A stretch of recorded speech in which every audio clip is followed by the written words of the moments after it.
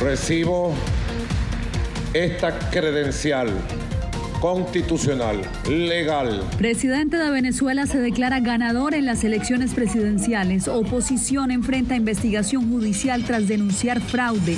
Estados Unidos y otros países exigen a Caracas publicar actas electorales. El presidente Joe Biden propone ambiciosa reforma a la Corte Suprema y se filtran imágenes captadas durante el arresto de líderes del cártel de Sinaloa en Nuevo México.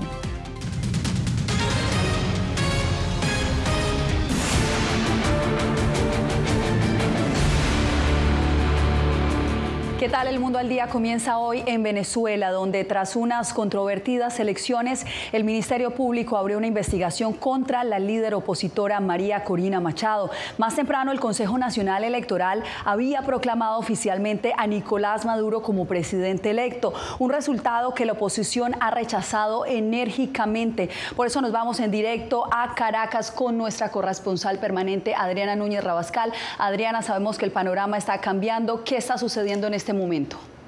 A 1 kilómetro de donde yo me encuentro hay una gran movilización de ciudadanos que vienen de este a oeste de la ciudad de Caracas para seguir protestando por lo que consideran es un resultado falso o un fraude, como lo han llamado también. Hemos conocido la opinión de ciudadanos que están dispuestos a quedarse hoy en las calles para que sea revertida la decisión del Consejo Nacional Electoral que proclamó como ganador de la contienda de este 28 de julio a Nicolás Maduro para gobernar hasta el año 2031. Además de esto, también ya se ha escuchado que han sido reprimidos ciudadanos mucho más lejos de donde estoy en este momento, pero hay que recordar que el día de hoy la Fiscalía dijo que podía enfrentar pena de entre 2 a 20 años de prisión quien diga que en Venezuela hubo un fraude. El desconcierto reinó este lunes en Venezuela tras el anuncio del Consejo Nacional Electoral que dio como ganador de la elección presidencial a Nicolás Maduro. Algunos hicieron sonar sus cacerolas en diversos puntos de Caracas para mostrar su malestar. Y bueno, muchos sentimientos encontrados. No me quiero ir de mi país. Y bueno, eso. A pesar de las denuncias de fraude por parte de la oposición, Maduro fue proclamado la tarde de este lunes oficialmente presidente electo para un tercer periodo, lo que lo llevaría a gobernar hasta 2031. Asumo el mandato del pueblo para ser su presidente y llevar nuestro país a la paz y a la prosperidad, a la unión nacional a través del diálogo. En medio de un clima de marcada tensión, el Ministerio Público dio a conocer este lunes que un presunto ataque informático contra el sistema de transmisión de los votos del Consejo Nacional Electoral tuvo como origen a Macedonia del Norte. El fiscal Tarek William Saab dispuso una investigación contra los opositores María Corina Machado, Lester Toledo y Leopoldo López. Estos tres aparecen como los principales responsables de esta acción que estoy denunciando.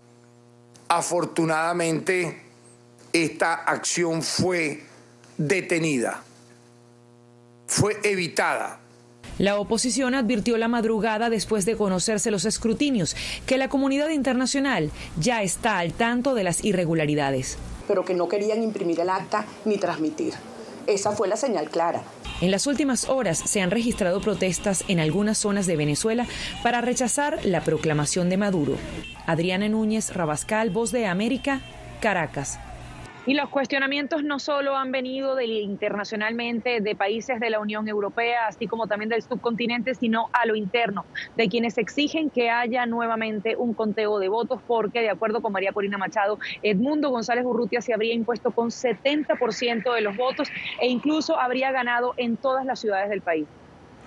Ese es el sentir de muchos venezolanos, Adriana, y una avalancha creciente de reacciones a nivel internacional se genera tras las elecciones en Venezuela. Celia Mendoza, buena parte de la comunidad global se ha pronunciado sobre la legitimidad de este proceso que está pidiendo Estados Unidos. Estados Unidos se une a este llamado pidiendo que haya un recuento de los votos, que se muestre lo que sucedió y que haya transparencia. Le han hecho un llamado también a los miembros del Consejo Nacional Electoral de que permitan que se vean las actas. Al mismo tiempo están manifestando la importancia de que se proteja la integridad de cada uno de los votantes en Venezuela. La comunidad internacional sigue de cerca el proceso electoral en Venezuela, después de que la oposición cuestionara los resultados anunciados por el Consejo Nacional Electoral, que declaró a Nicolás Maduro ganador con el 51% de los votos. Nos preocupa seriamente que el resultado anunciado no refleje la voluntad ni los votos del pueblo venezolano. Es fundamental que cada voto se cuente de manera justa y transparente, que los funcionarios electorales compartan inmediatamente y sin demora esta información con la oposición y observadores independientes y que las autoridades electorales publiquen la tabulación detallada de los votos. Estos llamados han encontrado eco en América Latina. Argentina, Costa Rica, Ecuador, Guatemala, Paraguay, Perú, República Dominicana y Uruguay expresaron preocupación frente a lo sucedido en Venezuela y pidieron una reunión urgente ante la Organización de Estados Americanos. Colombia y Chile también han hecho públicas sus reservas. Hasta el momento, con la información que tenemos, todavía no se entregan todas las actas que podrían verificar esa elección. Mientras eso no se haga, nosotros como país nos vamos a abstener de hacer un reconocimiento a lo que ha señalado el Consejo Nacional Electoral. Argentina exige total transparencia del recuento de votos. No vamos a convalidar ningún resultado sin el respaldo de los veedores internacionales, que por supuesto, veedores que no sean títeres del régimen chavista. Sin embargo, los gobiernos de Bolivia, China, Honduras, Irán y Rusia ya han reconocido los resultados. Si la autoridad electoral confirma esta tendencia, nosotros vamos a reconocer. Stefan Dujarric, vocero del secretario general de la ONU, compartió el llamado de Guterres por transparencia. Él hace un llamado a que las autoridades electorales deben realizar su trabajo de forma independiente y sin injerencias para garantizar la libre expresión de la voluntad del electorado.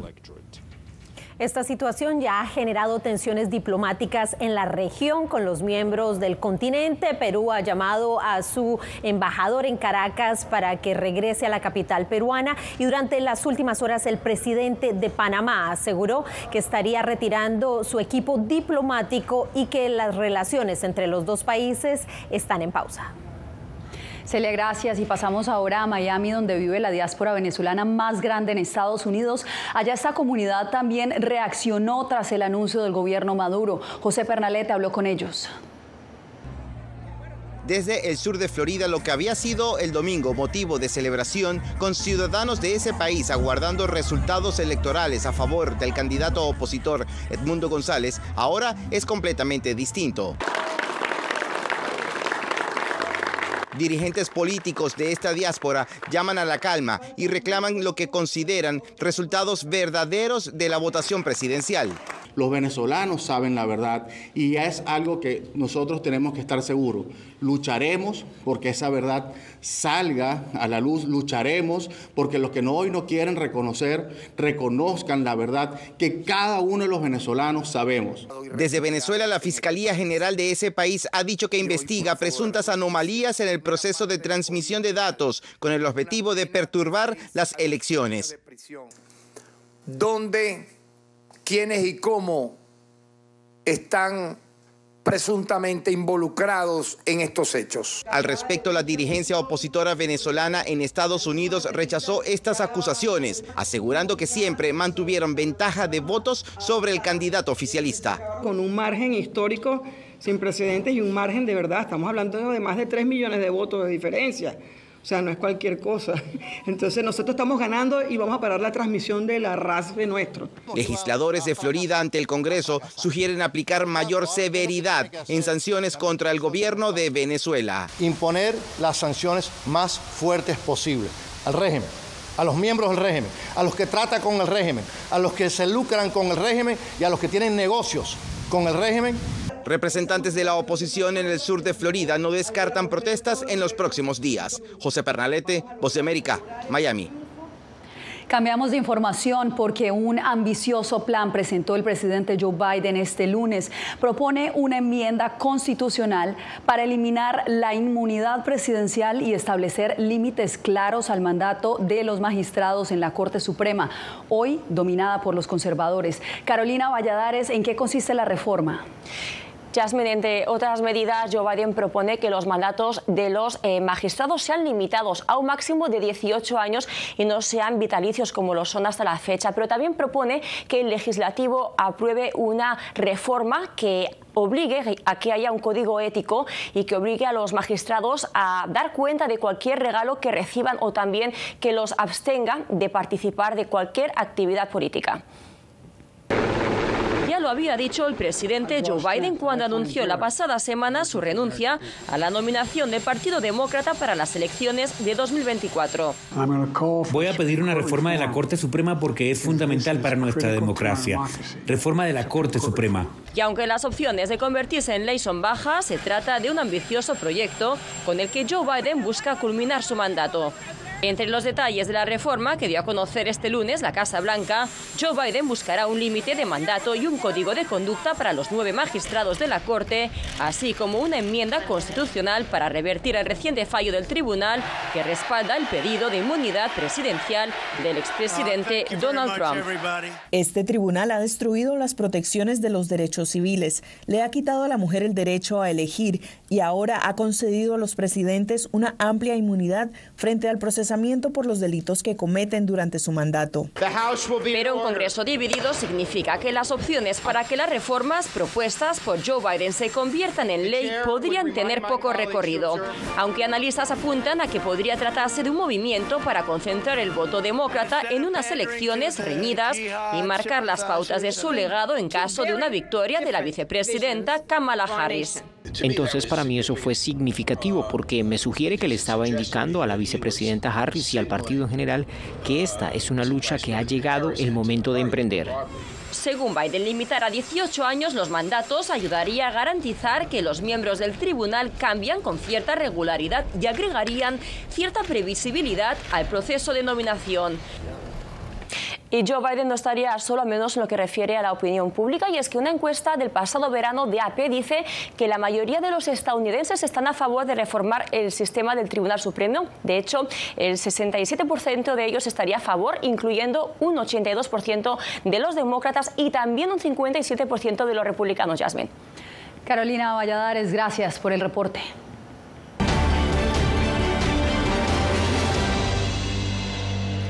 A 99 días de las elecciones en Estados Unidos, la salida sorpresiva del presidente Joe Biden ha puesto a Kamala Harris liderando algunas encuestas entre los electores independientes, incluso superando al candidato republicano Donald Trump.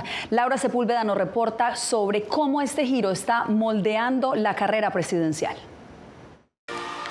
$200 millones, 170,000 voluntarios y una favorabilidad del 43% acompañan la intención de Kamala Harris de llegar a la Casa Blanca, quien, pese a aún no estar confirmada como candidata demócrata, cuenta con el apoyo de al menos 9 de cada 10 simpatizantes de su partido, revelan recientes encuestas de ABC News e Ipsos. Este noviembre ganaremos de nuevo y necesitamos su apoyo. En estas elecciones sabemos que los jóvenes serán clave y que su voto no se puede dar por sentado. Hay que ganárselo y eso es exactamente lo que haremos. Republicanos ven como una luna de miel las encuestas de la semana pasada que muestran a Harris con 7 puntos de ventaja sobre Trump. Ella sorprendió un poco con su postulación, pero la gente va a conocer su trayectoria. Se darán cuenta de que es una radical. Se darán cuenta de que es básicamente una liberal de San Francisco que quiere llevar las políticas de San Francisco a todo el país. El candidato republicano a vicepresidente habló en Minnesota, un estado en el que el partido no gana hace 52 años y ahora gozan de una leve ventaja según encuestas. Una presidencia de Kamala Harris significa 4 años más de extremismo, debilidad, fracaso, caos y probablemente la Tercera Guerra Mundial. Si no hacen trampa, ganaremos fácilmente este estado. Ellos hacen trampa, no tienen vergüenza. Una retórica que Harris no ve con sorpresa. Quizás hayan notado que Donald Trump ha estado recurriendo a algunas mentiras descabelladas sobre mi historial y sobre algunas cosas que él y su compañero de fórmula están diciendo. Es sencillamente extraño, así es como puedo calificarlo. Al reportarse un mayor interés entre los electores de participar de los comicios de noviembre, en todo el país se promueve la inscripción de los votantes al acercarse la fecha límite para hacerlo. Laura Sepúlveda, Voz de América.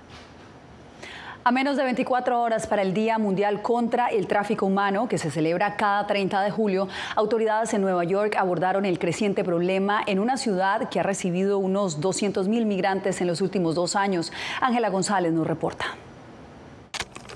1 de cada 3 personas que son víctimas de tráfico humano son niños, según la ONU. Y en Latinoamérica los niños representan el 60% de las víctimas. Los coletazos de la pandemia, los conflictos armados y desafíos ambientales empeoran la situación. Y con una ola migratoria sin precedentes de familias tratando de llegar a Estados Unidos, el riesgo es aún mayor. Aplicar la ley es muy importante, pero también queremos que las familias sepan que pueden obtener recursos incluso si son indocumentados, lo cual se vuelve más difícil cuando vemos la demonización de las comunidades. Los niños están sujetos a diversas formas de trata, incluida la explotación de trabajos forzados, la delincuencia o la mendicidad, la adopción ilegal, el reclutamiento en las fuerzas militares, el abuso y la explotación sexual. Esta familia peruana que llegó hace 7 meses a Nueva York dice que en el trayecto a Estados Unidos temieron por su hija de apenas 3 años. Sí, hay momentos que hasta llorábamos del miedo porque a veces estamos en el bus y subían los tapados la cara con sus armas y como veían que no éramos mexicanos nos bajaban, nos quitaban la plata, nos robaban, ¿no? Más nos daban miedo por la bebé. Nueva York ha recibido más de 206.000 migrantes desde la primavera de 2022 y muchos son menores de edad. Según el alcalde, el trabajo digno con permisos de trabajo ayudaría a combatir el tráfico humano. Vemos que lo que está pasando se debe al hecho de que los migrantes y solicitantes de asilo no pueden trabajar. Muchas de estas jovencitas están recurriendo a medios terribles para mantener a sus familias. La forma de impedir la trata de personas es, en primer lugar, perseguir a quienes la practican y, en segundo, dar a la gente un trabajo digno. Ángela González, Voz de América, Nueva York. Bien, y se filtran las imágenes del arresto de Ismael El Mayo Zambada y el hijo del Chapo. Usted quédese con nosotros, volvemos con el reporte.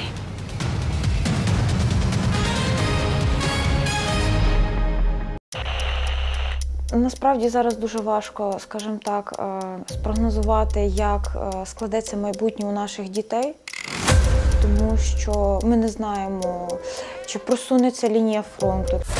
Якщо вона просунеться ближче сюди, ми будемо змушені виїхати. На майбутнє загадувати щось таке. Ідеальний час був для неї. Мене ракета завтра вб'є.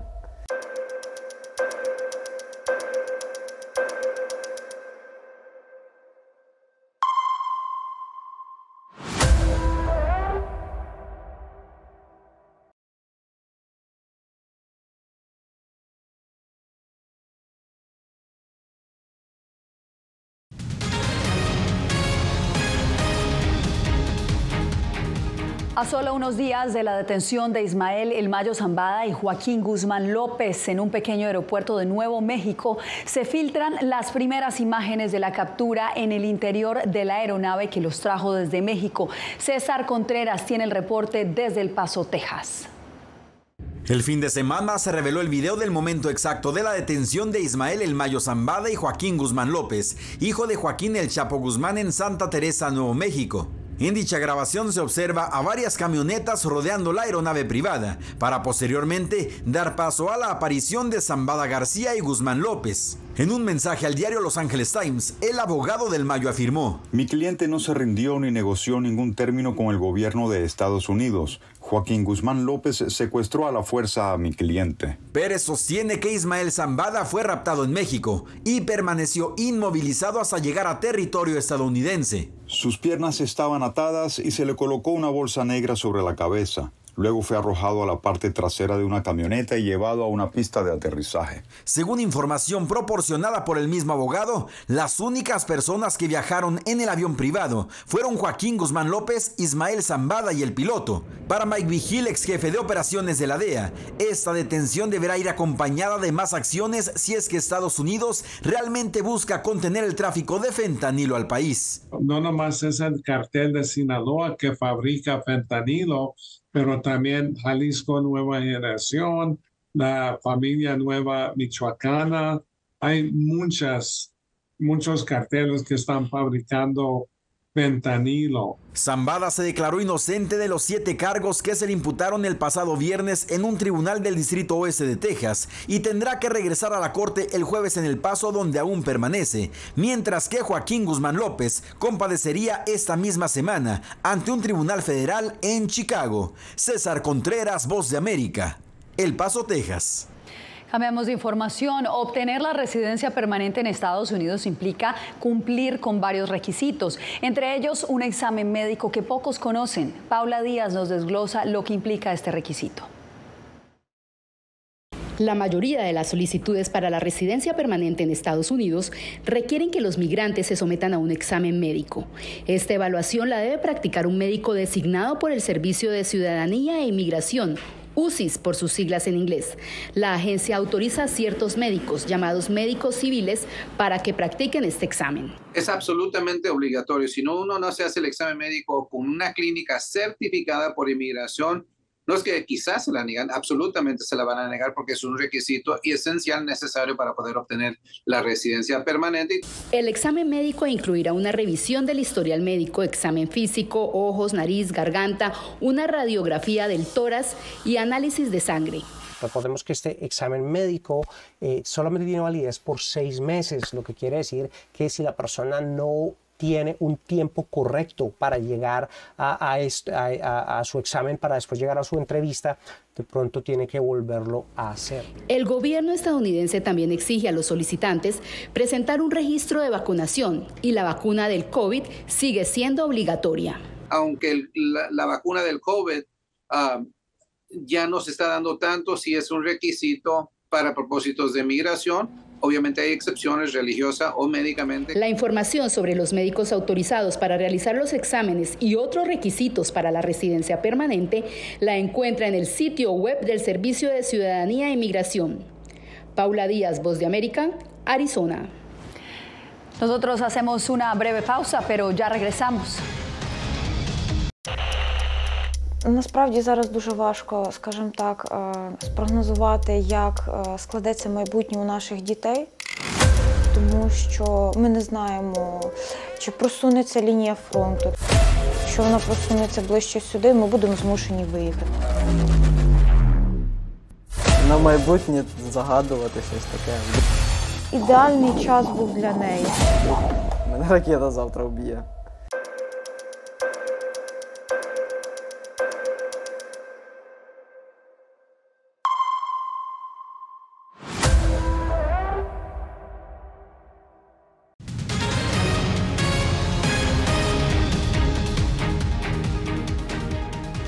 El presidente brasileño Luis Inácio Lula da Silva asegura que su homólogo nicaragüense Daniel Ortega se ha distanciado de él, según Lula, desde que le solicitó detener la persecución contra líderes religiosos en Nicaragua. Donaldo Hernández tiene la información. El presidente de Brasil, Luis Inácio Lula da Silva, expresó a la prensa extranjera que ha mantenido distancia con su homólogo nicaragüense Daniel Ortega desde hace más de un año, cuando intentó pedirle la libertad del obispo Rolando Álvarez. El hecho concreto es que Daniel Ortega no contesta el teléfono y no quiso hablar conmigo, entonces nunca más hablé con él. Lula criticó la falta de libertades en Nicaragua. ¿Haces una revolución porque quieres el poder o haces una revolución porque quieres mejorar la vida de tu pueblo? El gobierno nicaragüense no ha respondido a las críticas del presidente brasileño, quien históricamente ha sido uno de los principales aliados de Daniel Ortega en foros internacionales. Algunos sociólogos refieren que el dignatario nicaragüense se ha aislado. Porque lo que no quieren es rendir cuentas, también por eso es que se retiran, por ejemplo, de los foros de integración, como hizo el dictador Ortega con el caso de la OEA. Analistas dan cuenta que además de Cuba y Venezuela, son pocos los países aliados del gobierno de Nicaragua. Sus principales bases en las relaciones internacionales son China, Irán, Afganistán y Rusia, principalmente. La Organización de Estados Americanos ha cuestionado a Nicaragua por su retroceso en materia de democracia, y algunos organismos de la sociedad civil han criticado su acercamiento a regímenes autoritarios. Donaldo Hernández, Voz de América. Tenemos más al volver, no se mueva. загадувати щось таке. Ідеальний час був для неї. Мене ракета завтра вб'є.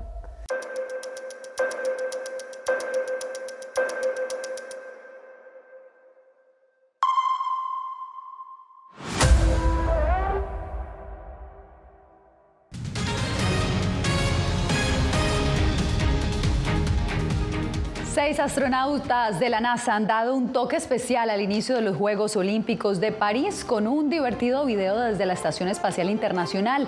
En él simulan varios deportes olímpicos y al final el astronauta Matthew Dominic les envía un mensaje especial a los atletas destacando lo complicado que es competir en gravedad, incluso desde el espacio. Con esto me despido por hoy.